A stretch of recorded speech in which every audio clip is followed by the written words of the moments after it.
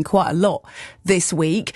But after all of the stresses of talking about house plans and the excitement and adrenaline of talking about last night's football, I think it's time for some calm.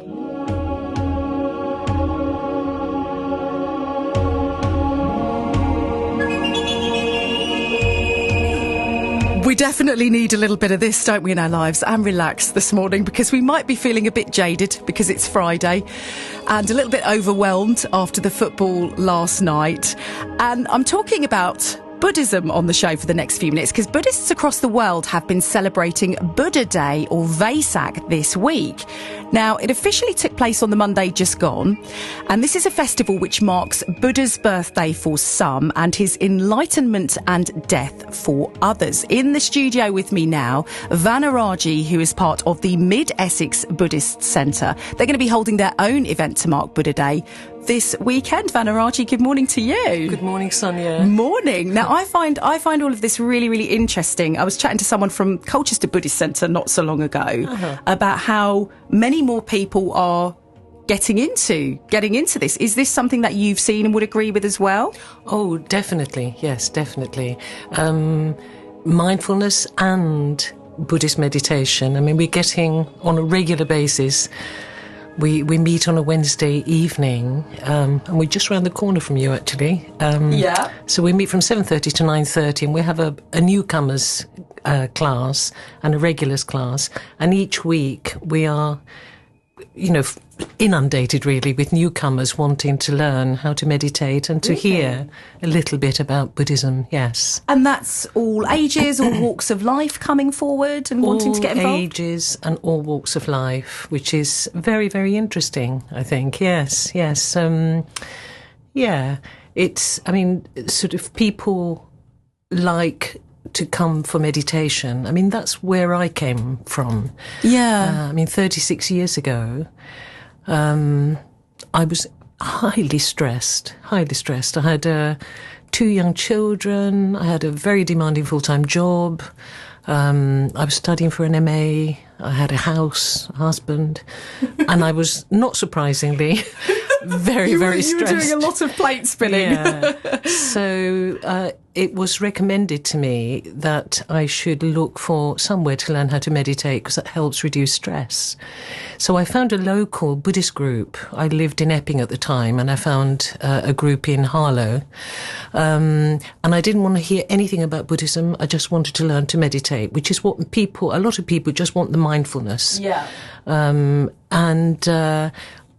I did learn to meditate, and it really did help me with the stress. But more importantly, as I started tuning in to what the Buddha's teachings were, I realised that it actually coincided with my own values. Yeah. So I actually realised I was a Buddhist all my life. I didn't realise it was called Buddhism. Yeah. Yeah. And tell us a bit more then about what that involves. What are some of the key elements of Buddhist teachings then? Because as you said, a lot of people with the meditation and mindfulness will go to Buddhist centres for that and will recognise that. But what else have you learned about the teachings then that kind of chimed with you? Yeah. Well, most importantly, actually, was the values, the ethical precepts. I always felt very odd, really, because kindness and generosity was always a part of my way of being. And people would criticise me about being too kind and too generous. And I used to think, how can that be wrong? Etc. But I did feel slightly odd, because it's not the way that people normally behave. People are looking after number one, as it were. Yeah, and that seems to be more prevalent now, doesn't it? I hear a lot of people, when we do phone-ins and chats on this show, say, people are just becoming so impatient, so selfish now. Yeah. And, sometimes it is because of the pace of life, isn't it? And the amount of plates being spun. And it's easy to fall into that trap of all of that stress, as you've experienced yourself, isn't it? Yes, indeed. Yeah, and all the values actually really coincided with my own values. And then I started, instead of saying, don't talk to me about Buddhism, just teach me how to meditate, I started actually learning about the teachings. And it has it's like finding a treasure trove 36 years ago, which has transformed my life. It's been absolutely wonderful. I haven't looked back. I attended the London Buddhist Centre for 24 years, and there I learnt to meditate properly, learnt a lot of the Buddhist teachings, and I got ordained in 2003 into the Triratna Buddhist community and order. So that was lovely.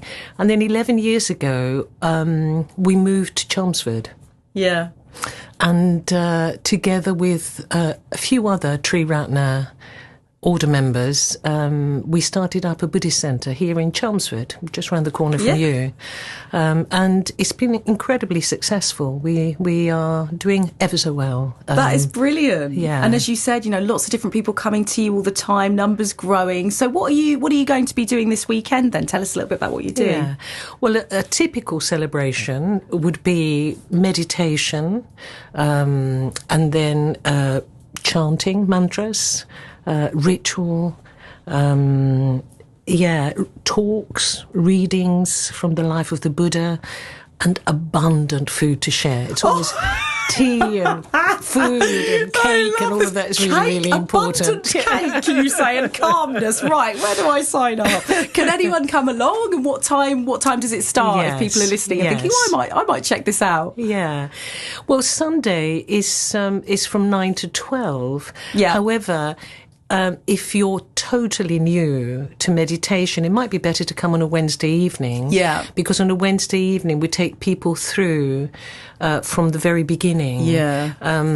I think sometimes if you're thrown in the deep end, that can be a bit off-putting. And Sunday would be. The thing I struggle with, and I know, we all have busy lives. The thing I struggle with, and probably a lot of people do as well, is the ability to shut out all the noise of worrying about, did I do that? And, I need to contact that person. I need to check my work emails. And all those thoughts are racing in your head. Right. To clear that's quite difficult, isn't it? It is. And I think that's the reason why mindfulness, there's been an explosion of interest in recent years about mindfulness.